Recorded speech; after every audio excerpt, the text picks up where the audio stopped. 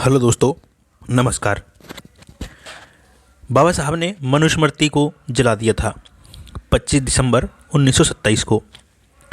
प्राचीन ब्राह्मण ग्रंथों में, जो आज के हिंदू ग्रंथ कहते हैं, वो ब्राह्मण ग्रंथ ही हैं।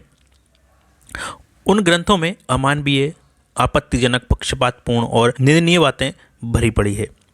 इस ग्रंथों में शूद्रों, अछूतों और महिलाओं के साथ छुआछूत व्यवहार, धार्मिक कानून मौजूद हैं। इन ग्रंथों के अध्याय से छुआछूत, जाति वर्ण के आधार पर पक्षपात की दूषित भावना को बल मिलता है। इनमें सबसे अधिक बदनाम और हानिप्रद पुस्तक मनुस्मृति है। यह पुस्तक ब्राह्मणी धर्म का संविधान ही है, जिसकी रचना बौद्ध राजाओं की हत्या के बाद बौद्धों को अछूत बनाकर सदा सदा के लिए गुलाम बनाए रखने के लिए की गई थी। वास्तव में यह पुस्तक बौद्धों के विरुद्ध ब्राह्मणी षड्यंत्रों का दस्तावेज है। इस पुस्तक के बल पर ही इस देश के मूल निवासी बौद्धों को शूद्र और अछूत बनाया गया। नारी जाति के विरोध में जितना जहर इस पुस्तक के द्वारा उगला गया है, इतनी किसी अन्य पुस्तक के द्वारा नहीं उगला गया। डॉक्टर अंबेडकर ऐसे इतिहास पुरुष थे जिन्होंने इस पुस्तक को अमानवीयता से सभी को सावधान किया। 25 दिसंबर 1927 को महाराष्ट्र के महाड़नगर में डॉक्टर अंबेडकर ने अपने हजारों अनुयायियों की उपस्थिति में इस कलंकित ग्रंथ मनुस्मृति को जला डाला। वहाँ उपस्थित हजारों अछूतों और गरीबों ने डॉक्टर अंबेडकर के इस वीरतापूर्ण कार्य की खूब प्रशंसा की। डॉक्टर अंबेडकर की शान में गगनभेदी नारों से आकाश गूंज उठा। दोस्तों, 25 दिसंबर को बाबा साहब ने इस मनुस्मृति को जलाकर शूद्रों, अछूतों को उसकी मानसिक गुलामी से आज़ाद कर दिया, और जहाँ तक कि शारीरिक गुलामी से भी बहुत आज़ादी दिला दी थी। लेकिन जो शूद्र और अछूत पढ़ नहीं सके, वो भी आज इसी दरिंदगी में फंसे हुए हैं। डॉक्टर अंबेडकर द्वारा मनुस्मृति दहन की इस घटना पूरे देश में फैल गई, और इस घटना से देश के सारे पौंगापंथी ब्राह्मण अवाक रह गए, अचंभित रह गए। सारे मनुवादी दौड़ दौड़े गांधी जी के पास गए और वहाँ कहने लगे कि बापूजी देखो, डॉक्टर अंबेडकर ने क्या अनर्थ कर दिया है। हमारी धार्मिक पवित्र ग्रंथों को जला दिया, पुस्तक को जला दिया है, और उसे आग के हवाले करके हमें भड़का दिया है, हमारी भावना आहत की है। किसी ने कहा कि उन पर तुरंत मुकदमा किया जाए। इस बात पर वहाँ मौजूद सरदार पटेल बोले, कुछ भी करने से पहले एक बार इतना जरूर सोच लेना कि डॉक्टर अंबेडकर एक महान वकील भी है। अगर उनसे आप मुकदमा हार गए तो कहीं वह तुम्हारी महाभारत रामायण को भी न जला दे। सरदार जी की इस बात से उन्होंने मुकदमे का विचार ही छोड़ दिया। तो बाबा साहब बड़े ज्ञानी और वकील भी थे, और इसीलिए उनसे जो ब्राह्मणवाद व्यवस्था के लोग थे वो डरते थे। तो दोस्तों, क्या कारण थे, क्यों जलाई थी बाबा साहब ने, क्या आपत्तिजनक बातें थीं, उन आपत्तिजनक बातों को हम आपके सामने पेश करते हैं।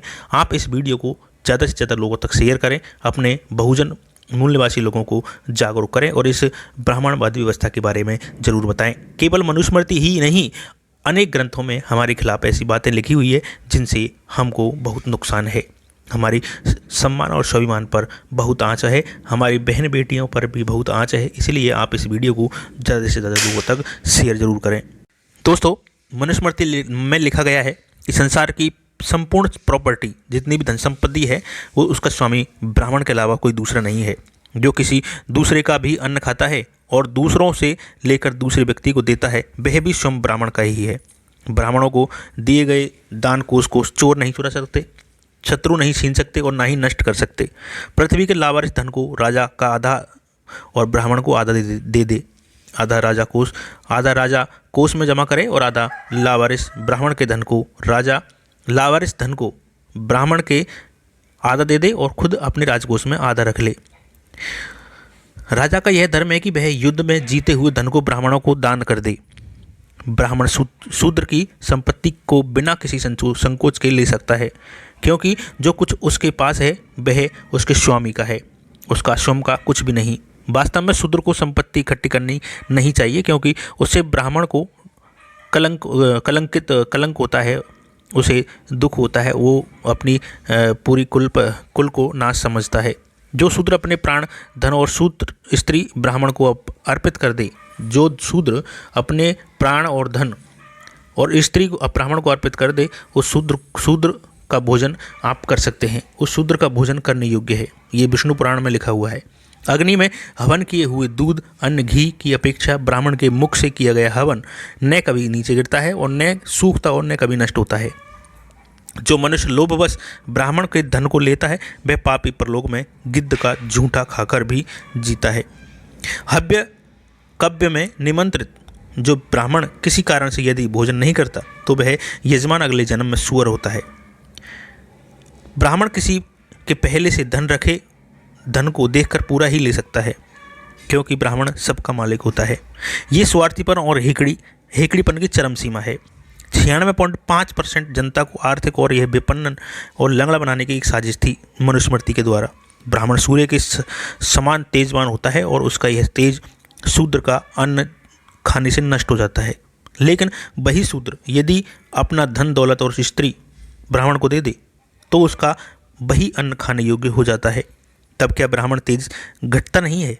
जहाँ ब्राह्मण श्रम को उत्पादन और श्रम का काम नहीं करता, वहीं दूसरों को धन पैदा करने से रोकता है। यदि जनता थोड़ा बहुत धन पैदा करती भी है तो ब्राह्मण स्वयं या राजा के जरिए छीन लेता है। बाबा साहब ने ठीक ही कहा कि ब्राह्मण वह पवित्र गाय है जो सब कुछ खा सकती है। आज भी यही ब्राह्मण देश में 70% नौकरियों पर धन संपत्ति पर कब्जा किए हुए हैं और दूसरों को लंगड़े बनाए हुए हैं, मानसिक गुलाम बनाए हुए हैं, रखने के लिए मानव कल्याण योजनाओं को लागू नहीं होने देते। क्या देश में पिछड़ेपन का यह एक ठोस कारण हो सकता है? दोस्तों, ऐसे ही हजारों बातें इनके ग्रंथों में लिखी हुई है जिनके कारण बाबा साहब ने इन मनुस्मृति को जला दिया था। आज के लिए इतने काफ़ी है। मिलते हैं फिर अगली किसी वीडियो में। जब तक सावधान रहें, सुरक्षित रहें। धन्यवाद। जय भीम, नमो बुद्धाय।